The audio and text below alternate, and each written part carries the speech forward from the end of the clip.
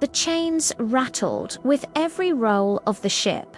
Paul pressed his back against the damp wooden hull, feeling the vessel groan and creak as another wave lifted them high before plunging them down into the trough. Around him in the darkness, prisoners moaned. How did the great apostle end up here, a prisoner in chains, sailing towards the heart of the Roman Empire on a journey that would become one of history's most dramatic sea voyages?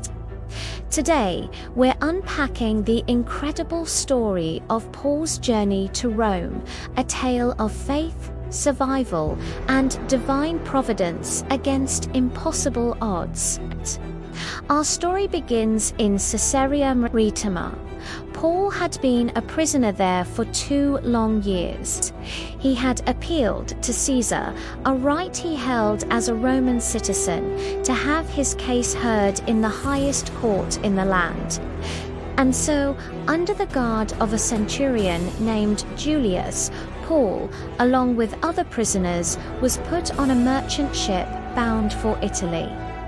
Julius, it's noted, treated Paul with kindness, even allowing him to visit friends in the port of Sidon. This small act of humanity is a key detail, showing the respect Paul commanded even as a captive.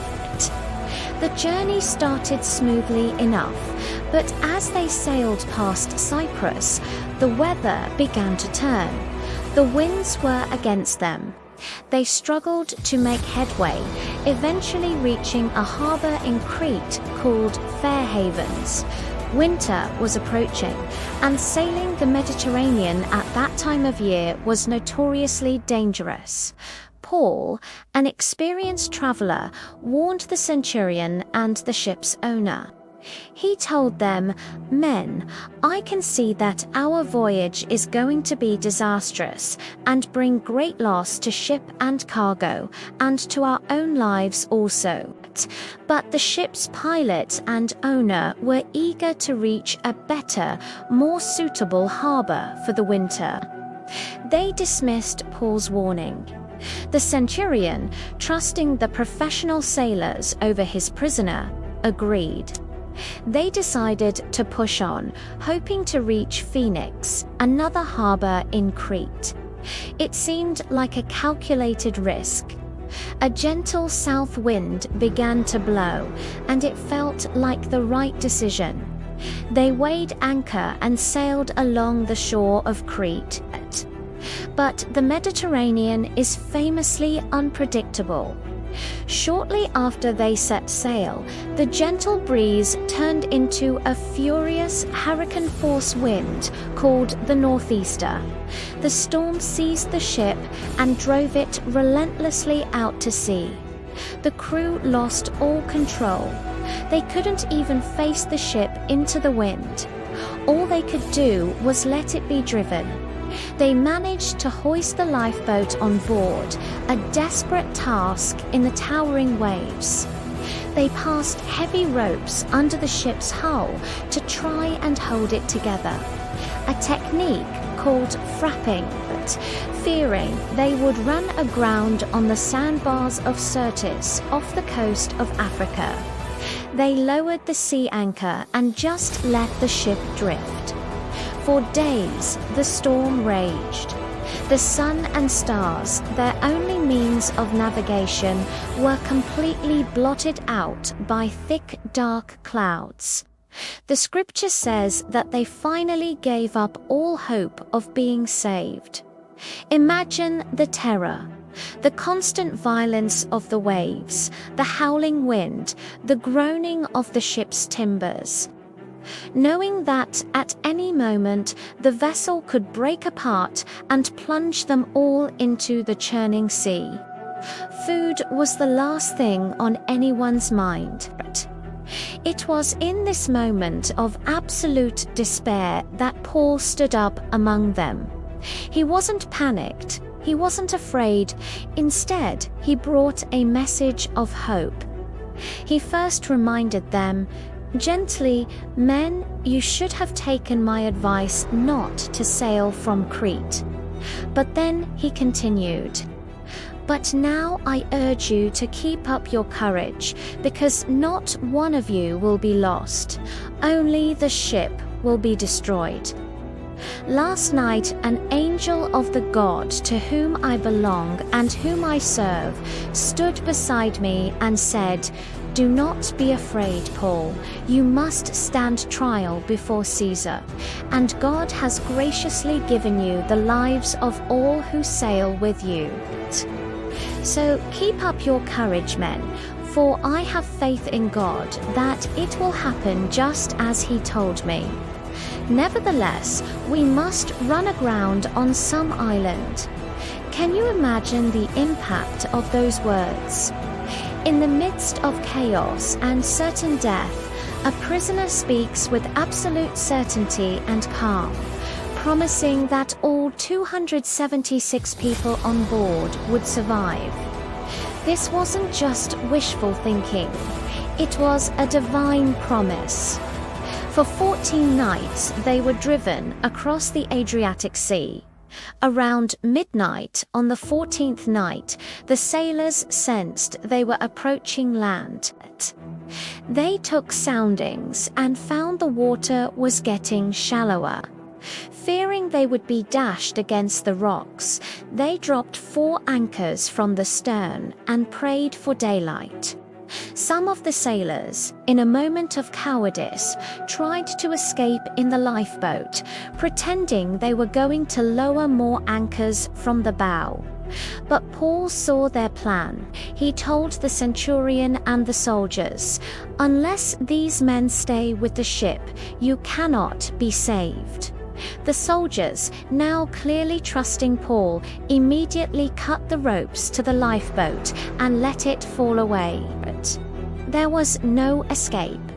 Everyone would survive together, or not at all.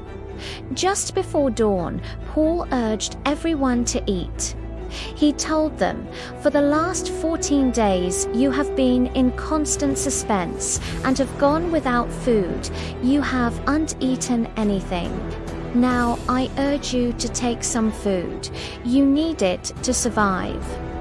Not a hair of your head will perish."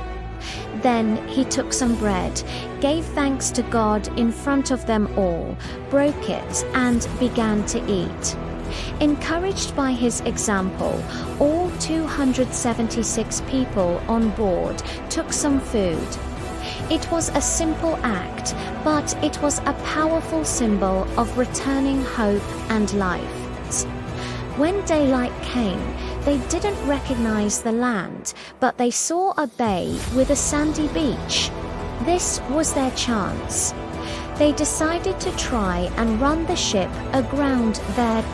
They cut the anchors, untied the rudders, hoisted the foresail to the wind, and made for the beach. But the ship struck a sandbar. The bow stuck fast and wouldn't move, while the stern was being broken to pieces by the pounding surf.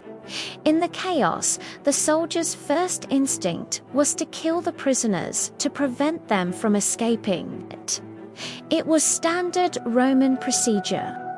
But the centurion Julius wanted to save Paul's life. He ordered them not to. Instead, he commanded those who could swim to jump overboard first and get to land. The rest were to follow, grabbing onto planks and other pieces of the ship. And just as Paul had prophesied, every single person, all 276 of them, reached the shore safely. Not one life was lost. They soon learned they had landed on the island of Malta. The islanders showed them unusual kindness. It was raining and cold, so they built a large fire and welcomed everyone. As Paul gathered a pile of brushwood and put it on the fire, a viper, driven out by the heat, latched onto his hand. When the islanders saw the snake hanging from his hand, they thought he must be a murderer. that even though he had escaped the sea, justice was now catching up to him. But Paul simply shook the snake off into the fire and suffered no ill effects. The people watched him, expecting him to swell up or suddenly fall down dead. But after waiting a long time and seeing nothing unusual happen, they changed their minds and said he was a god. Paul's time on Malta was just as remarkable as the shipwreck itself.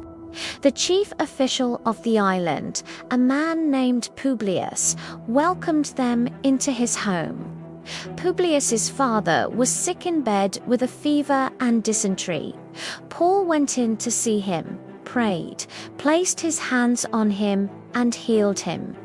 When news of this spread across the island, the rest of the sick came and were also cured. The islanders honored Paul and his companions in many ways, and when it was time to leave, they supplied them with everything they needed for the rest of their journey. After 3 months, they set sail on another ship from Alexandria that had wintered on the island. This time, the journey was uneventful. They landed in Syracuse, then Rhegium, and finally arrived at Puteoli in Italy. There, Paul found fellow believers and stayed with them for a week, and then, at long last, he made his way to Rome. The final leg of his journey was on foot, along the famous Appian Way. As he approached the city, Christians from Rome who had heard he was coming traveled out to meet him. Seeing them, Paul thanked God and was greatly encouraged. When he finally arrived in Rome, Paul was allowed to live by himself, with a soldier to guard him. He was still a prisoner, chained to a guard, but he had finally reached his destination. He had fulfilled his mission to bear witness in the heart of the empire. Paul's journey to Rome is more than just an adventure story. It's a powerful testament to faith in the face of overwhelming adversity. From the fury of the storm to the bite of the viper, Paul's trust in God never wavered. He was a source of hope for everyone around him, sailors, soldiers, and fellow prisoners. It shows that even in chains, even in a shipwreck, a person of faith can have an incredible impact. And it reminds us that sometimes the most difficult journeys lead to the most significant destinations. Thank you so much for watching. If you found this story as inspiring as I do, please hit that like button and subscribe for more deep dives into incredible historical and biblical accounts. Let me know in the comments what part of Paul's journey stood out to you the most. Until next time, stay curious.